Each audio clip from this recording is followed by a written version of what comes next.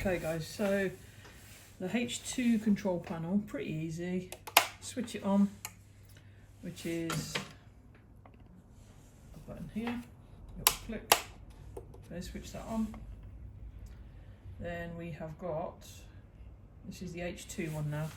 You've got little dots, little red dots. They need to be going round that way, clockwise, which means your motor will be, when you press the pedal, it will go forward. Okay.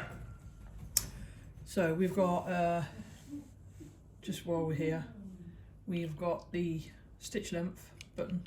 Push that in, turn it, whatever you want. It goes up to 8 on this one. We've got a plus and a minus, and a left arrow and a right arrow.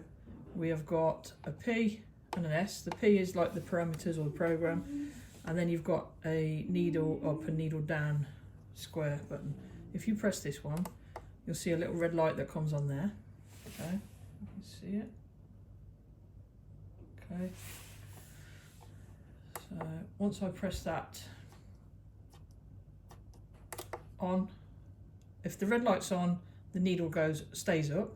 If the red light is off, the needle stays down. So every time you press the pedal, which I'll show you in a minute, it will either stay up or stay down, depending on where you've got that. Okay, so that's that. Next thing I want to show you is your speed control. So plus or minus is your speed. So minus obviously takes the speed down, and plus takes the speed up. I think it goes up to 2,200, which I can't see anyone really showing that. Yeah, and the lowest is 100. Okay, that's all you need to do on that. You don't need to know anything else. The left and right arrows are more for when you're putting programs in and stuff. All you need to know is plus or minus is your speed. Make sure those little red lights are going the right way, and they shouldn't be any different if you haven't played with any other buttons. Don't press your reset, which is that one there. That resets it all the parameters to factory settings. And then the needle up or down. If the red light is on, it will go up every time it stops. If the red light is down, it will go down. If the red light is off, it will go down every time it stops. So just to show you that on the pedal. So every time I press the pedal, the needle stays down if the light is off, and if I press the button and the light is on, and every time I let go, the needle will stay up. And that's it. Okay, one thing I want to show you is the two buttons on here. So this one on the top is your light, and you just keep pressing it until you get the brightness that you want.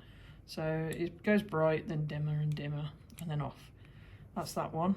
And then this one is, if you've already pressed the pedal, then this one will work. If you haven't, then you need to press the pedal first and actually start sewing. But as you're going around, if you wanted just to do half a move at a time, so it will do needle up, needle down, needle up, needle down, just keep pressing it like small. And it's good for controlling if you're going around a corner and stuff. So you can just press that and do one stitch at a time if you need to slow it down and you're not confident with the pedal. And this one is your manual reverse. So when you want to lock off a stitch, on the H6 it's more automatic, on this one it's manual. So you have to press that down, and as soon as you let go, it will go forwards again. So you could be sewing, press that to lock off, and then let go, and it will carry on sewing forwards again. So that's just something for you to have a practice at. Everything else is threaded exactly the same as the H6 one. So it all comes down from the cup holder, down to the pre-tensioner, into this one. This one actually doesn't do anything on this one. It's just put on all the models now, I think. And then that goes round and up and across and down. Exactly the same as the 6.